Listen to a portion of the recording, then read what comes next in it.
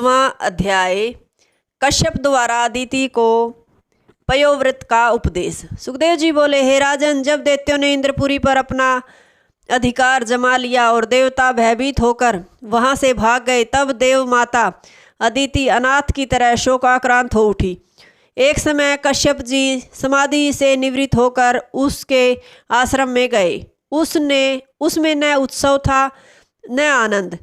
अदिति ने कश्यप जी को देखते ही उठकर उनका स्वागत किया और अग्र्यपाद्य से पूजन कर उन्हें एक आसन पर बैठाया।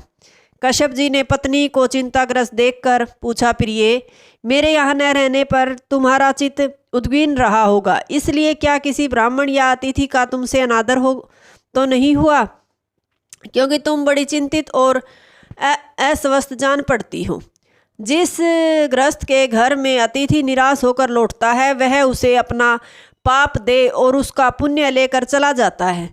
क्या तुम्हारे अतिथि सत्कार आदि धार्मिक कार्यों में कोई बाधा तो उपस्थित नहीं हुई? तुम्हारे पुत्र तो कुशल पूर्वक हैं, उन्हें कोई कष्ट तो नहीं है? तुम इतनी उदास क्यों हो? तुम्हारी इस दशा से मुझे बड़ा कष्ट हो रहा है। यह सुनकर अदिति की आंखों में आंसू भर आए। उसने अपने पतिदेव से कहा, नाथ, क्या बताऊं, दैत्यों ने मेरे पुत्रों का यश, ऐश्वर्य, स्थान आदि सब कुछ छीन लिया है और मुझे भी वहां से निकाल दिया।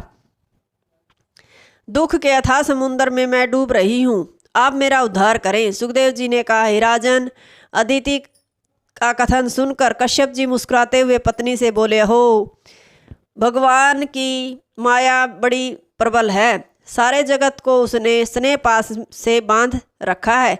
कहाँ यह भौतिक शरीर और कहाँ प्रकृति से परे आत्मा। संसार में कौन किसका पति, पुत्र, भाई और बंधु है? इनमें आसक्ति का कारण मोह ही है। फिर भी प्रिय, तुम घबराओ नहीं। मैं तुम्हें एक व्रत बताता हूँ, जिसके अनुष्ठान से प्रसन्न होकर दीन दयालु भगवान तुम्हारा मनोरथ पूर्ण करेंगे। फाल्गुन शुक्ल प्रतिपदा से 12 दिन तक इस व्रत का अनुष्ठान करना चाहिए। प्रातःकाल मृतिकाल लेपन पूर्वक स्नान आदि कृत्यों से निवृत्त होकर भगवान का नमस्तुभ्यम इत्यादि 9 मंत्रों से 16 उपचार पूजन करना चाहिए। सुंदर चावलों की खीर बनाकर उसमें घी और चीनी मिलाकर वर्ती द्वादश अक्षर मंत्र से यथाशक्ति अग्नि में हवन करे और मंत्र का 108 बार जप करे। तदंतर ब्राह्मणों को पायसान भोजन कराकर उनकी आज्ञा से स्वयं प्रसाद ग्रहण करे। प्रतिदिन इस नियम का पालन करता हुआ ब्रह्मचर्य से रहे, पृथ्वी पर शयन करे और त्रिकाल स्नान करे। त्रयोदशी के दिन उद्यापन करे। पहले भगवान को पंचामृत से स्नान आदि कराकर उनका 16 उपचार पूजन करे। तदंतर पूर्ववत ब्राह्मणों को भोजन करावें और दक्षिणा देकर उन्हें विदा करें। हे प्रिय, तुम इस व्रत का अनुष्ठान करो। इस व्रत के प्रभाव से भगवान शीघ्र ही प्रसन्न होकर तुम्हारा मनोरथ पूर्ण करेंगे। अष्टम स्कंद का 16वां अध्याय समाप्त। हरिओम तत्।